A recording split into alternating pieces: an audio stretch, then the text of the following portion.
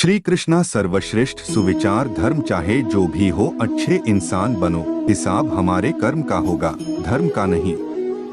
तुम्हारा मोहग्रस्त होकर अपने कर्तव्य पथ से हट जाना मूर्खता है, क्योंकि इससे ना तो तुम्हें स्वर्ग की प्राप्ति होगी और ना ही तुम्हारी कीर्ति बढ़ेगी।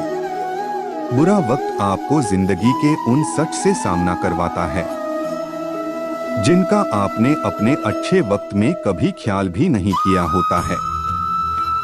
किसी दूसरे के जीवन के साथ पूर्ण रूप से जीने से अच्छा है कि हम अपने समय के भाग्य के अनुसार अपूर्ण जिए।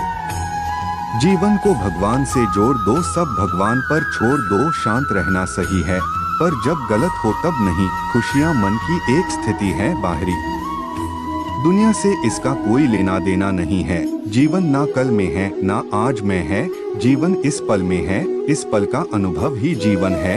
हम दुनिया से कभी शांति नहीं पा सकते जब तक हम खुद अंदर से शांत ना हो। मनुष्यों को दो मोहमाया में पड़कर अपने कर्तव्य को नहीं भूलना चाहिए। मनुष्य की इच्छाएं अनंत है, यदि इच्छाएं पूरी नहीं होती तो क्रोध बढ़ता है, और इच्छा पूरी होती है तो लोभ बढ़ता है। इसलिए जीवन की हर स्थिति में धैर्य बनाए रखे तथा इच्छाएं सीमित रखे। अगर तुम मनुष्य अपना कल्याण चाहते हो तो सभी उपदेशों, सभी धर्मों को छोड़कर मेरी शरण में आ जाओ। मैं कृष्ण तुम्हें मुक्ति प्रदान करूंगा। कर्मयोगी अपने मन और बुद्धि की शुद्धि के लिए ही अपने शरीर, मन, बुद्धि और इंद्रियों के साथ आसक्ति रहित होकर कर्म करते हैं।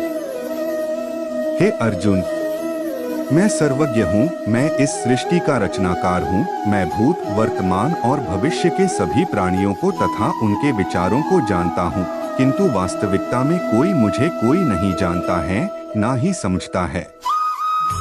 लोग कहते हैं अपनों के आगे झुक जाना चाहिए, किंतु सच बात तो यह है, जो अपने होते हैं वह कभी झुकने नहीं देते।